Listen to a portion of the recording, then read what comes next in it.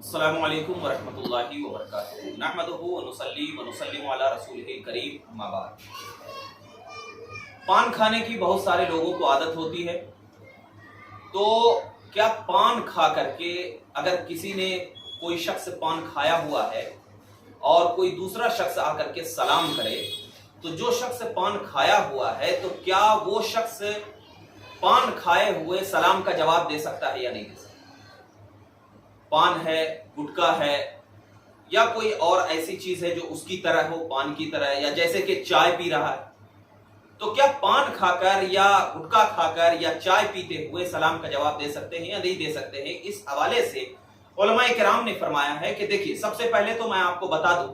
کہ گٹکا جو ہے یہ انسان کے جسم کو کھوکھلا کر دیتا ہے، جیسے کہ اللہ کا قرآن فرماتا ہے لا تلقوا بأیدیکم الی التہلکہ، اپنے آپ کو ہلاکت میں نہ ڈالو۔ اور آپ دیکھتے ہوں گے کہ گٹکا ہو یا کوئی اور چیز ہو، جس کے سگریٹ ہو، اس کے اوپر لکھا جاتا ہے کہ انجوریس ٹو ہیلتھ، یعنی یہ ہیلتھ کے لیے کیا ہے،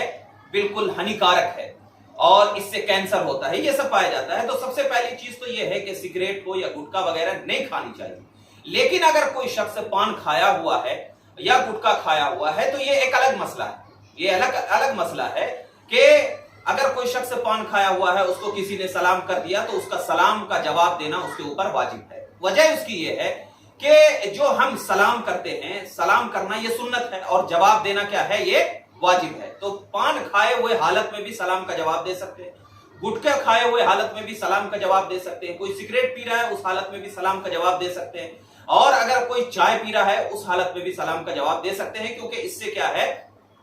کوئی ممانعت نہیں ہے۔ لیکن ایک بات یہ ذہن میں رکھیں کہ کسی کے ذہن میں یہ سوال پیدا ہو سکتا ہے کہ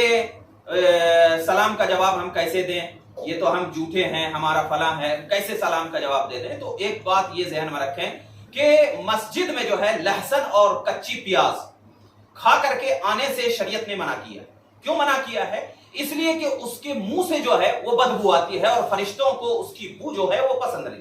اور یہ مسجد کے آداب کے خلاف ہے۔ لیکن اگر کوئی آ گیا تو اب اس کے اوپر کوئی گناہ نہیں ہوگا، یعنی اس نے حرام کام نہیں کیا ہے کہ اب آ گیا تو اس نے حرام کام کیا، یعنی یہ ادب کے خلاف ہے۔ تو ایسے ہی ہمیں اگر درود شریف بھی پڑھنا ہے تو کوئی شخص اگر پان کھا رہا ہے تو پان کھاتے ہوئے درود شریف پڑھ سکتا ہے، لیکن کیا ہے، بہتر یہ ہے کہ اللہ کا ذکر اگر کیا جائے یا کیا ہے درود پاک پڑھی جائے تو ہم کیا ہے، بالکل باوضو ہوں، باغسل ہوں، اور ہمارا منہ بھی کیا ہو، بالکل پاک و صاف ہو، بالکل پاک و صاف ہو۔ یہ ادب کا مقام ہے۔ لیکن اگر کوئی درود بھی پڑھ لے رہا ہے یا ذکر اللہ بھی کر لے رہا ہے، پان کھایا ہوا ہے، اللہ کا نام لے لیا یا درود پڑھ لیا، تو اس کے اوپر کوئی گناہ نہیں ہے۔ جس طریقے سے کہ مسجد میں ہم لہسن اور پیاز کھا کر کے آنے سے منع کیا گیا ہے، لیکن اگر کوئی آ جاتا ہے تو اس میں کوئی گناہ نہیں ہوگا۔ منع اس لیے کیا گیا ہے کہ فرشتوں کو ناپسند ہے، فرشتوں کو ناپسند ہے، اور انسان کو وہی عمل کرنا چاہیے جو کہ اللہ اور اس کے رسول اور فرشتوں کو پسند آئے، تو اس سے بچنا بہتر ہے۔